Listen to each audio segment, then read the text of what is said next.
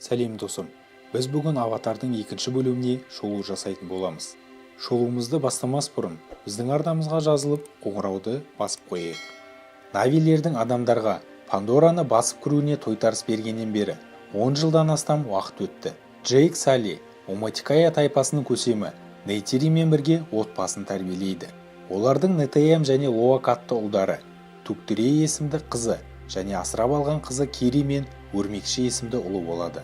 Джейк Саллидің айтуы бойынша, қызы Кири өзінің жақын досы Грейстің аватарынан туылған. Ал өрмекшіге келетін болсақ, ол полковник Майлз Кориштің ұлы. Жасы кішкентай болғандықтан Криостазда жерге тасымалдана алмай қалады. Өздерінің түстеріне және нәсілдеріне қарамастан 5 баласы бір үйдің балаларындай тату-тәтті өмір сүреді. Әсіресе Кири мен өрмекші бір-бірін қатты жақсы көретін болады. Өрмекші есін білгелі сол жақта өмір сүріп жатқандықтан, ол өзін солардың бірі ретінде санайтын. Бірақ Нейтири өрмекшіні онша жақсы көрмейтін болады. Өйткені ол Навиді айтарлықтай жоқ қылған қатыгез полковник Майлз Кориштің баласы болатын. Бір күні түнде Джейк пен Нейтири сөйлесіп тұрғанда аспаннан бірнеше жалтыраған әуе кемелерін байқап қалады. Кенеттен олар жерге қонғанда Навиде хаос орнайды.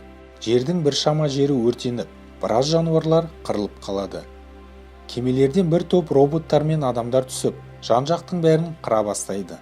RDA компаниясының Пандораға қайтып отарлауы басталады.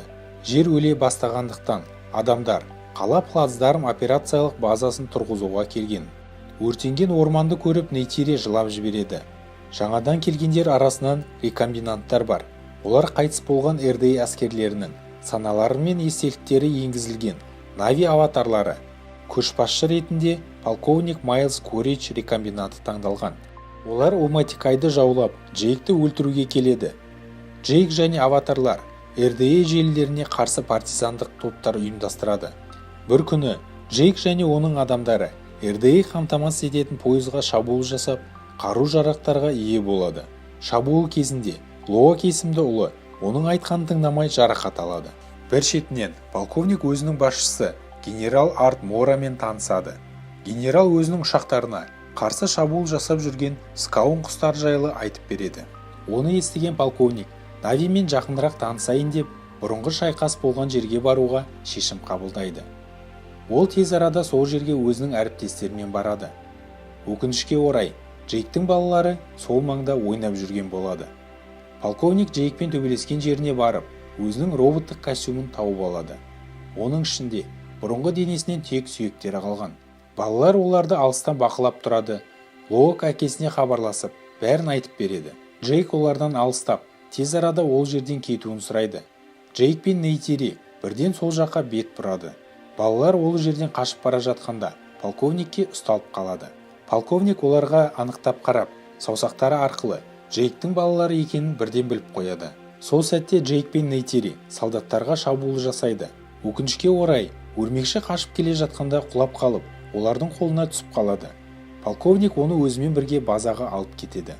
Ол өрмекшіні өз жағына тарту үшін онымен жақынырақ танысуды шешеді. Қасына барып, атың кім деп сұрай бастайды. Соңында ол өзінің баласы екенін түсінеді.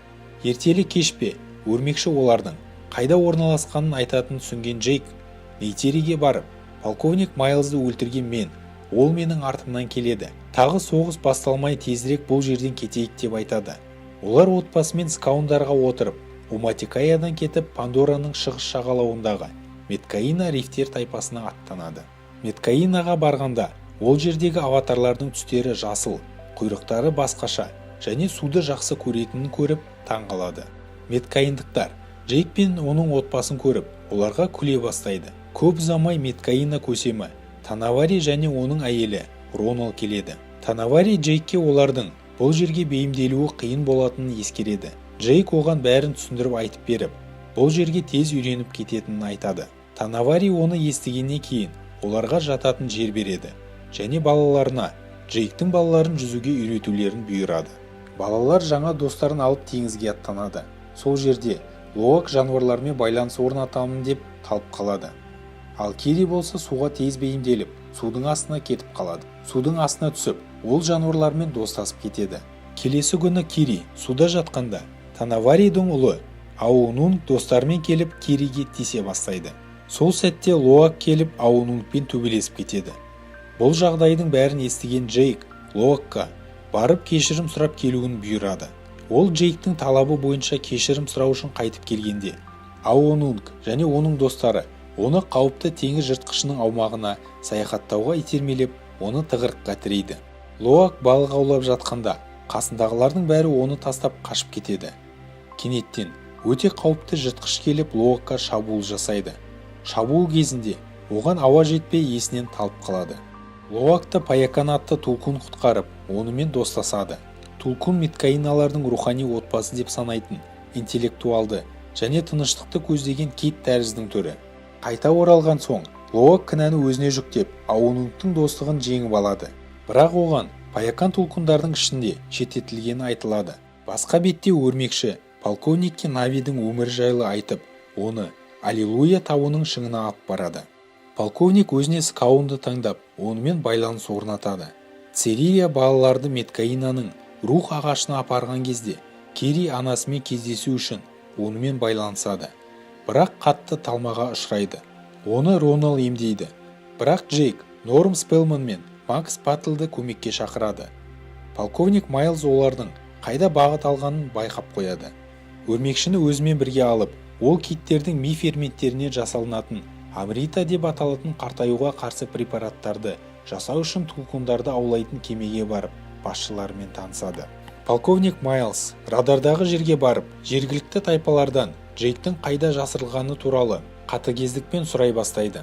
Бұл нәтиже бермеген соң, ол кит аулау тобына Джейкті қолға түсіру үшін тулкундарды қасақана өлтіруді бұйырады. Лоак ойша Паяканмен байланысады және тулкундардың салтына қарсы шығып, анасын өлтірген РДИ кит аулаушыларына қарсы күрескендіктен қуылғанын біледі. Меткаиндықтар тулкунды өлтіргенін білгенде, Лоак Паяканға ескерту жасау үшін жолға шығады. Оның артынан оның бауырлары Церия, Аунун және Ротқсо кетеді. Олар Паяканды тауып алып, оның үстіндегі трекерді шығарып алуға кіріседі. Дәл сол сәтте оларға кемемен полковник Майлз келе жатқанын көріп, Лоак дереу әкесіне хабар береді. Ең соңғы сәтте олар трекерді алып, бәрі судың астымен қаша бастайды. Джейк Танавариге барып, балаларға қауіп төніп тұрғанын айтады. Сосын олар бәрін жинап соғысқа аттанады. Олар келем дегенше полковник Лоак, Церия және Тукты ұстап алады. Полковник Майлз Джейкті берілуге мәжбүрлейді. Бірақ Лоакқа қауіп төніп тұрғанын көрген Паякан кит аулаушыларға шабуыл жасап, шайқас тудырып, кеме суға бата бастайды. Нетея мен Лоак өрмекшіні іздеп кемеге кіріп кетеді. Олар өрмекшіні тауып, онымен бірге кемеден шығып бара жатқанда, полковник оларды көріп, оларға ата бастайды. Өкінішке орай, Нетеямға оқ тиіп, нәтижесінде ол қайтыс болады. Кейін полковник Майлз Кири мен Тукты Скаун арқылы ұстап алады. Джейкке хабарласып, екі қызын ұстап алғанын айтады. Оны естіген, жылап отырған Нейтири қатты жаман болып қалады. Джейк Нейтирины жұбатып, қыздарын құтқарып алуға, оған көмектесуін сұрайды. Джейк Кириді кепілге алған полковникке тап болады. Нейтири өрмекшіні де кепілдікке алып, Майлз алдымен қарым-қатынасын жоққа шығарады.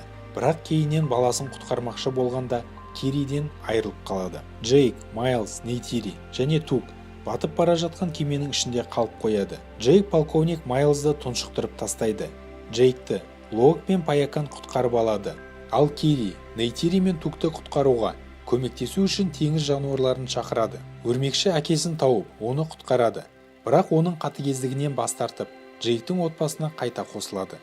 Нетеямды жерлеу рәсімінен кейін Джейк Танавари мен Роналға Меткаинадан кету туралы шешімін хабарлайды. Алайда, Танавари оны тайпаның бір мүшесі ретінде құрметтеп, отбасымен осында қалуын сұрайды. Джейк ұсынысты қабыл алып, теңізде жаңа өмірді бастайды. Және Джейк адамзатқа қарсы күресуді жалғастыруға ант береді.